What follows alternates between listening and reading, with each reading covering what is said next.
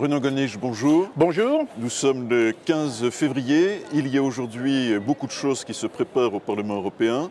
D'abord, une première question, avant d'aborder la question du CETA, une première question à propos de Martin Schulz. Oui, Monsieur Schulz, ancien président socialiste, qui a été l'homme partisan qui nous a mis en accusation au sujet de nos assistants parlementaires sous le prétexte qu'on les recrutait plutôt au Front National qu'au Parti Socialiste. Ce qui est vrai. Monsieur Schulz est lui-même accusé, il était déjà accusé dans un rapport, le rapport Pieper, du nom du président de la commission de contrôle budgétaire de ce Parlement, d'avoir utilisé non pas seulement les assistants, mais les fonctionnaires de ce Parlement dans ses campagnes électorales. On vient de voir que la nouvelle présidente de cette commission de contrôle budgétaire, Mme Gressle, cette commission se compose de parlementaires de tous bords et respectés, le met pratiquement en accusation. Nous savions qu'un de ses assistants était le dirigeant d'une société de commerce chargée en réalité d'organiser les transports et le tourisme du Parti socialiste allemand, la société Euregiotour, mais là, on nous dit des choses absolument extraordinaires. On nous dit qu'un de ses assistants a démissionné après s'être vu demander à plusieurs reprises de repasser les pantalons de Martin Schulz. Voilà. Bon.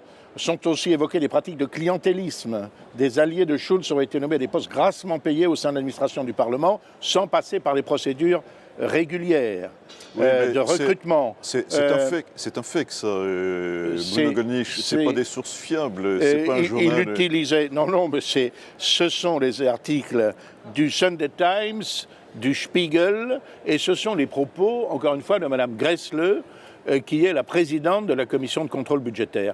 Donc je crois que c'est l'arroseur arrosé, parce que nous, il n'est pas nié que nos assistants aient participé à notre travail parlementaire, qui est bien évidemment un travail politique au sens le plus large du terme, et pas exclusivement consacré à l'édification du super-État européen. Voilà pour ce qui est de Schulz. Alors, il y a quelques jours, vous avez organisé une réunion sur les droits de l'homme au Bangladesh. Oui, c'est assez étonnant, mais a priori, rien ne me prédispose à intervenir dans les affaires intérieures d'autres États. Mais j'ai été contacté par un grand parti de ce pays, le Bangladesh, l'ancien Pakistan oriental, c'est le delta du Gange et du Brahmapoutre, le Nationalist Party of Bangladesh, qui a été au pouvoir dans ce pays, qui est dans l'opposition et qui est abominablement maltraité. Nous avons vu des images, alors là, je m'excuse, c'est pas l'affaire Théo, ce sont des gens qui sont torturés à mort, qui sont massacrés dans l'opposition politique, et ils avaient demandé à voir le Front National. Et donc c'est tombé sur moi en quelque sorte. J'ai accepté avec beaucoup de prudence de dire vous pouvez porter vos doléances au Parlement européen. Après tout, le Parlement européen joue à l'Organisation des Nations Unies pratiquement toutes les semaines de session de Strasbourg et nous essaierons de les entendre dans la mesure où il y a des traités qui lient l'Union européenne à ce pays. Et j'ai reçu 80 délégués venant de tous les coins du monde, de ce pays qui, sur un territoire grand comme le quart de la France, héberge une population de 160 millions d'habitants. Le bengali, qui est parlé des deux côtés de la frontière, notamment également en Inde, est la 8e langue parlée du monde. Voilà. J'espère que la situation dans ce pays s'améliorera. Si nous pouvons apporter notre petite pierre au soulagement des misères du monde, nous n'y sommes pas hostiles. Nous préférons que tous ces gens-là vivent dignement dans leur pays d'origine plutôt qu'ils ne soient tentés, à un titre ou à un autre, de venir chez nous. Donc dans ce pays qui ne connaît pas l'alternance politique, qui n'a pas encore saisi, assimilé la question de l'alternance politique, il y aurait par exemple la mise en place d'une commission électorale indépendante réalisée par le Parlement européen pour accompagner ce pays dans le prochain processus électoral, c'est quelque chose qui pourrait être un facteur de paix. Oui, je pense, oui. Et de paix civile. J'ai moi-même été une fois observateur pour des élections en Tanzanie, et c'est vrai que ça ne peut se faire qu'à la demande des pays en question, mais c'est vrai que notre présence rassure quand même les populations locales quant à l'honnêteté du scrutin. Alors, à propos de scrutin, il y a un scrutin qui s'est déroulé en Angleterre. Le Brexit a donc été décidé par le peuple anglais. Theresa May vient d'obtenir le feu vert. Oui. Bonne chose. Je trouve que c'est extrêmement intéressant de comparer l'attitude de la Chambre des communes, donc du Parlement britannique, à celle du Parlement français. Que s'est-il passé? Au Parlement français comme au Parlement britannique, la majorité des parlementaires était en faveur de l'Union européenne. Bon. Sauf que en Angleterre, le peuple a voté pour la sortie de l'Union européenne. Eh bien, les parlementaires britanniques, qui ont manifesté là, en majorité, leurs sentiments démocratiques, ont donné le feu vert au gouvernement de ce pays pour engager le processus de sortie. C'est une attitude diamétralement opposée à celle que, sous l'influence de Nicolas Sarkozy, a eu le Parlement français. Les Français avaient voté contre la Constitution européenne en 2005. Que s'est-il passé? Eh bien, tout simplement, on leur a ressorti cette Constitution sous forme de traité de Lisbonne, et on l'a fait voter par le Parlement. J'avais moi-même, d'ailleurs, quand j'étais président de groupe au Parlement européen, interpellé courtoisement Nicolas Sarkozy en lui demandant de faire ratifier ce traité de Lisbonne par la voie référendaire, puisque c'était la même chose que la Constitution européenne, et il m'avait répondu, non sans une certaine candeur, « Je ne le ferai pas parce que je ne suis pas sûr du résultat ». Et avait-il ajouté, « Si je le fais, M. Blair, qui était à l'époque le Premier ministre britannique, sera obligé d'en faire autant, et là je suis sûr du résultat, il sera négatif. » Autrement dit, ne consultons pas le peuple, puisque le peuple risque de ne pas être d'accord avec nous. Oui, mais enfin, au moins, M. Sarkozy n'était pas un populiste, lui. Oui. Oui, c'est ce qu'on peut dire. Le populisme, aujourd'hui, c'est l'autre nom de la démocratie. Alors, justement, parlons d'écoute du peuple, d'écoute des citoyens. Vous avez été accueilli par des manifestants ce matin à l'entrée du Parlement européen. Oui, ce sont des manifestants qui manifestent contre le CETA. Le CETA qui est un de ces traités de libre-échange que nous ne cessons de multiplier avec le monde entier, en l'occurrence avec le Canada. Je n'ai rien contre le Canada, mais il est évident que ce traité de libre-échange ne protège pas nos intérêts pour toutes sortes de raisons qu'il serait trop long d'expliquer ici.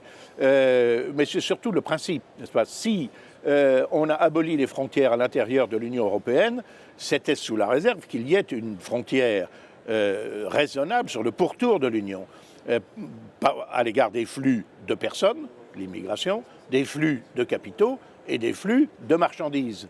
Et or, que fait-on? On accable de charges, de normes, de règles, de contraintes cet espace européen, et dans le même temps, on l'ouvre à la concurrence de pays qui n'ont pas les mêmes charges, les mêmes règles, les mêmes contraintes. Il est évident que les céréaliers, par exemple, de la Beauce ont du souci à se faire s'il y a ce traité de libre-échange avec le Canada, dont la majorité de cette Union européenne est favorable. Ce libre-échange a détruit en 20 ans la moitié du potentiel industriel de la France. Mais ça ne fait rien, il continue comme si de rien n'était, c'est le train fou qui nous entraîne vers le précipice. Eh bien, nous ferons notre travail d'opposants de façon paisible mais résolue. Maintenant, ce qu'il y a d'assez étonnant, parce que vous aimez bien les bonnes choses, et il paraît que le bœuf canadien élevé avec du maïs OGM, gavé d'antibiotiques et d'hormones est délicieux. Oui. Votre question comporte en elle-même sa réponse. Bon. Alors, un sujet beaucoup plus préoccupant, enfin aussi préoccupant, c'est la question des manifestations importantes, très nombreuses, dont la couverture médiatique n'est pas toujours à la hauteur de la gravité des faits, concernant cette affaire de Théodore. Oui, je ne suis pas tout à fait de votre avis. Je crois que la couverture médiatique est très au-delà, au contraire, très au-delà de l'importance réelle de ces manifestations. Mais ce qui est dans cette affaire, il y a un certain nombre quand même de choses qui nous interpellent, parce qu'on feint de croire que c'est une réaction spontanée contre une accumulation de violences policières. Il est possible qu'il y ait une bavure, ça peut exister. Encore que tout le monde a droit à la présomption d'innocence, et évidemment les policiers... Même les policiers? Oui, même les policiers, absolument, absolument. Surtout les policiers, je dois dire, qui font un travail et les gendarmes qui font un travail particulièrement difficile. Mais surtout, ce qui est quand même extrêmement choquant dans cette affaire, ce sont les réactions. Parce que moi, il m'est arrivé de recevoir des coups de matraque, par exemple, alors que je manifestais pacifiquement quand j'étais jeune, par exemple en défense du journal Minute qui venait de subir un attentat meurtrier. Bon, mais ni mes amis ni moi-même n'avons, à titre de vengeance, brûlé des voitures, vandalisé des commerces, détruit des abribus, attaqué des commissariats, que sais-je encore. Nous avons eu des militants au Front National qui ont été très injustement traités. Je pense à des militants qui avaient été agressés dans le bourg de Thizy en Beaujolais et qui ont fait l'objet d'un jugement absolument scandaleux alors qu'ils étaient en état de légitime défense. Les militants du Front National ne se sont pas répandus dans les rues comme émeutiers. Et je dois dire que en réalité, nous touchons là la déliquescence de l'État du fait d'une immigration incontrôlée et inassimilée. Qu'on m'entende bien, je sais qu'il y a des jeunes issus de l'immigration qui font tous leurs efforts pour s'intégrer à la société française. J'en ai moi-même connu beaucoup comme professeur d'université. Et je les ai toujours traités avec beaucoup de correction et ils me l'ont bien rendu. Car quand j'ai été persécuté, ces étudiants se sont solidarisés de moi. Donc je sais, mais je sais aussi que dans ces quartiers, la minorité qui qui fait la loi, c'est une minorité violente qui ne peut trouver aucune excuse dans les prétendues brutalités policières. Parce que même à supposer qu'il y ait ici ou là un usage de la force excessif de la part de certains policiers, mais qu'est-ce qui excuse quotidiennement les agressions contre les chauffeurs de bus, contre les pompiers, contre les médecins, contre les agents de l'EDF, qui sont d'une réalité quotidienne dans ces quartiers. En réalité, je suis assez de l'avis de M. Alexandre Devecchio, j'espère ne pas le compromettre, qui a écrit un excellent article dans le Figaro qui s'intitule « Derrière l'affaire Théo, les banlieues en sécession ». Et je cite: « Les casseurs ne se vengent pas seulement des policiers, ils marquent leur territoire et expriment leur ressentiment. » Mais c'est la classe politique tout entière, et M. Hollande en particulier, pas lui seulement malheureusement, qui est responsable de cette situation. J'observe que M. Hollande s'est rendu au chevet de Théodore, il ne s'est pas rendu au chevet des 4 policiers qui ont été attirés dans un guet-apens et pratiquement brûlés vifs à Viry-Châtillon le 8 octobre 2016. Et à ce propos, il y a eu aussi une affaire à Avignon, un oui, prêtre qui s'est fait agresser. Tout à fait. Ça n'a pas fait une ligne dans les grands médias, ni une demi-minute aux 20h. Là, c'est un prêtre qui a été tabassé par 4 voyous à Avignon. L'archevêque, Monseigneur Quatennose, a tenu une conférence de presse où il a dénoncé l'insécurité dans ce quartier. C'est pas tous les jours que les évêques parlent comme ça. Dénoncé les vols et les menaces envers les chrétiens. Ça n'a eu absolument aucun écho. Je vous laisse à penser ce qui aurait été le cas si c'était un imam qui avait été agressé par 4 skinheads. Alors peut-être que ce prêtre pourrait trouver refuge en Hongrie et répondre à l'invitation de M. Orbán. M. Orbán, le Premier ministre hongrois, qui est si contesté par la majorité de ce Parlement, M. Orbán a dit, et qui ne veut pas de réfugiés ou pseudo-réfugiés en provenance d'Afrique, a dit « mais moi je suis prêt à accueillir comme réfugiés les Européens qui fuient les brutalités ou les sévices qui leur sont infligés précisément par certains de ces migrants, pas tous, ou qui sont persécutés pour leur opposition à la politique d'immigration dans leur pays. Ben voilà, il nous restera peut-être à demander un jour l'asile politique en Hongrie. En attendant, je vous prie de croire que je vais me battre jusqu'au bout et rester mort ou vif sur le sol de mon pays, la France. Alors justement, la France où l'on parle la langue française, et il y a dans plusieurs régions, il a été décidé d'imposer la clause Molière Vous êtes favorable à la clause Molière? Écoutez, oui, oui et non. Oui, oui, je sais, M. Vauquier, qui est saisi par un prurite maintenant de nationalisme, il veut montrer qu'il peut faire plus et mieux que le Front National, et en tout cas tout le contraire de ce que pendant 30 ans, ses amis du RPR, de l'UDF, on dirait aujourd'hui des Républicains, ont fait et voté dans cette région Rhône-Alpes que je connais bien et où moi-même j'ai présidé notre groupe d'élus pendant toute cette période. Alors, ils ont dit, les travailleurs détachés, on va voter une clause sur les chantiers dont nous acceptons qu'ils soient, pour lesquels nous avons accepté l'appel d'offres. On va exiger que l'on parle en français. Bon, c'est ce qu'on appelle la clause Molière. Bon, ça me paraît sympathique dans le principe, sauf que je pense qu'il n'y aura évidemment aucun contrôle effectif, donc qui est pratiquement impossible. Bon, donc ça ne me paraît pas véritablement très sérieux comme proposition. Deuxièmement, ça sera sans doute retoqué par la juridiction administrative ou par l'Europe, qui va considérer que l'on contourne de cette façon l'interdiction de la préférence nationale,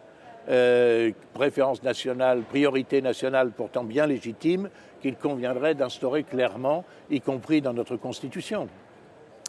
Donc peut-être un frein aux travailleurs détachés, mais pas suffisant à confirmer. Et il y a une population, il n'y a pas seulement les professions du bâtiment qui souffrent du fait d'une concurrence déloyale, il y a aussi les agriculteurs.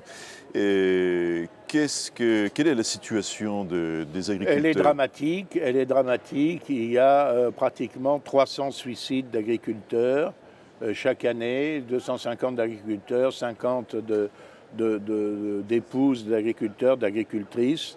Les exploitations continuent de fermer, alors que l'Europe avait soi-disant été faite pour leur garantir des prix supérieurs aux cours mondiaux et les permettre de vivre de leur travail, qui est un travail harassant. Ils vivent une très grande détresse, quelquefois dans la solitude. Nous les assurons de notre solidarité vivement, Marine présidente, pour qu'on change cette situation.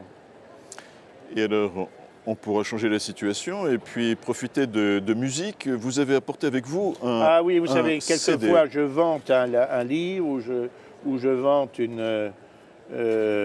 un auteur, un artiste. Là, c'est un pianiste de stature internationale qui s'appelle Stéphane Blais et qui est extrêmement productif puisqu'il a édité pratiquement l'intégrale d'Éric Satie, dont on a fêté le centenaire.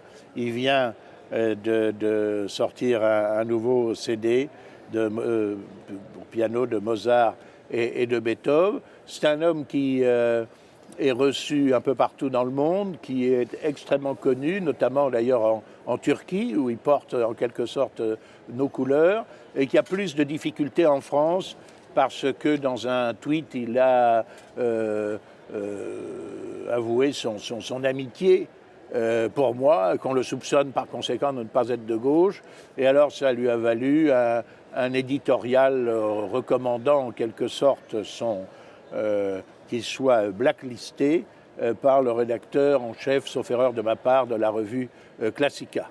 Voilà, je trouve ça tout à fait indigne. Et alors j'incite nos amis à commander les CD, si vous voulez faire un cadeau, si vous voulez passer un moment extrêmement agréable et même émouvant en écoutant de la belle musique, de magnifiques œuvres au piano. Voilà, achetez les œuvres de Stéphane Blais. Benoît Gollnisch, merci et bon vote. Je vous en prie.